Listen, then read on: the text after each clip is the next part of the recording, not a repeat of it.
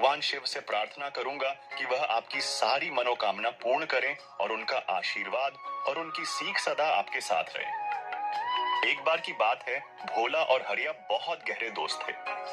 उनके खेत एक दूसरे से सटे हुए थे और वे मिलकर उनमें काम करते थे। एक दिन हरिया ने भोला से कहा, भोला, हम इतनी मेहनत से फसल उगाते हैं, लेकिन हमारी गरीबी कभी खत्म नहीं होती। हमें कुछ और करने की कोशिश करनी चाहिए। भोला ने जवाब दिया, दोस्त, ऐसा नहीं है। हमें भगवान जो देते हैं उसमें संतुष्ट रहना चाहिए। हरिया गुस्से में आ गया और बोला, तुम्हें कुछ समझ नहीं आता। तुम इतने दिनों से शिव की पूजा कर रहे हो। भगवान ने तुम्हें आज तक क्या दिया है? भोला ने जवाब दिया, मैंने अपने भोले बाबा से कभी कुछ नहीं मांगा। मैं बस सच्चे दिल से उनकी पूजा करता हूँ और वे सब कुछ संभाल लेते हैं। मुझे मांगने की जरूरत नहीं है। तुम्हें मेरे साथ मंदिर चलना चाहिए। शायद इससे तुम्हारे मन का लालच दूर हो जाए। हरिया अभी भी गुस्से में घर चला गया।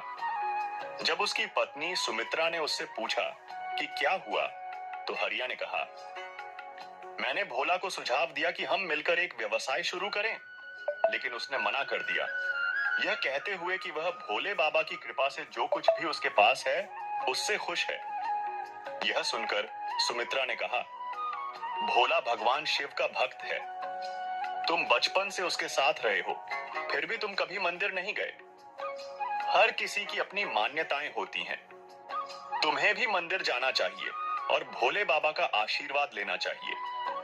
अगर भगवान की इच्छा है तो तुम्हारे व्यवसाय शुरू करने का सपना भी पूरा हो सकता है।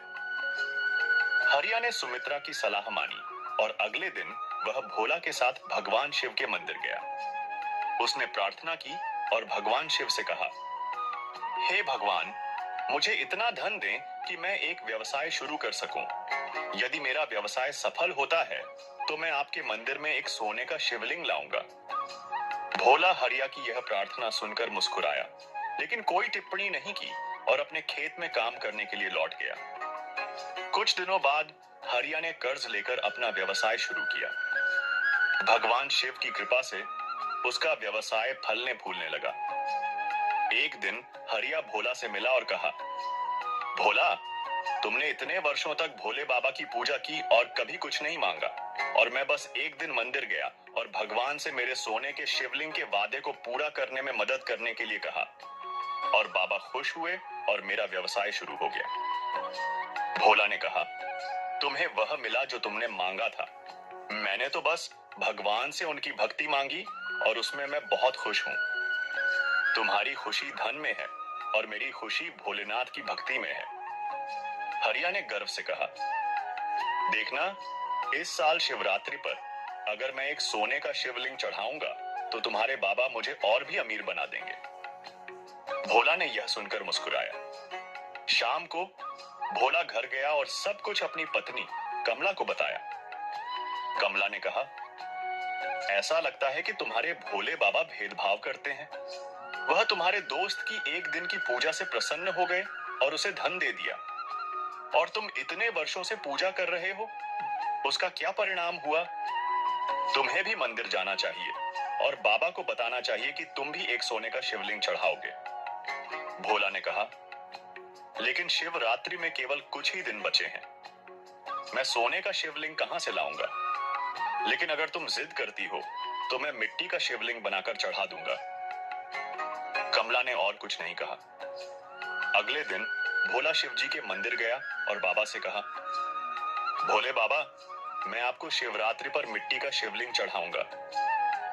फिर वह अपने खेत में चला गया। शिवरात्रि के दिन भोला और हरिया अपनी पूजा की थाल सजाकर मंदिर पहुंचे। कमला और सुमित्रा भी अपने पतियों के साथ आईं। सभी ने मंदिर में पूजा की और फिर पुजारी से शिवलिंग चढ़ाने को कहा। पुजारी ने कहा, अपने शिवलिंग पर दूध डालें और इसे भगवान के चरणों में रख दें। पुजारी के शब्द सुनकर हरिया जोर से हंसने लगा और कहा, हाँ, दूध मेरे शिवलिंग पर चढ़ाया जाएगा, लेकिन भोला का शिवलिंग मिट्टी का बना है। दूध डालते ही वह घुल जाएगा। यह सुनकर भोला की आंखों में आंसू आ गए और उसने भोलेनाथ से कहा, भोले बाबा, आज आपके भक्त की परीक्षा है। मेरी निस्वार्थ भक्ति आज अमीरों के आगे फीकी पड़ रही है। कृपया मेरी रक्षा करें भगवान।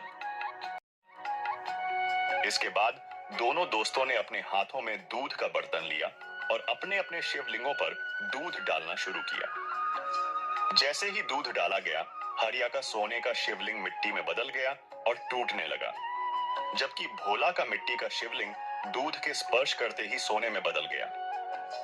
यह देखकर भोला खुशी से झूम उठा और हरिया रोने लगा।